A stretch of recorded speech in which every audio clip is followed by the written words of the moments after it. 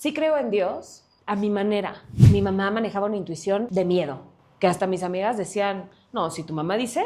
Hay que Yo hacerle no caso. sé, no sé, quien sea puede decir, pero si tu mamá dice, nos cuadramos. Y mi abuelo, siendo hombre, creo que fue el que empezó a abrirme esta curiosidad sin saber que lo hacía. Porque no fue que tuviéramos conversaciones acerca del tema.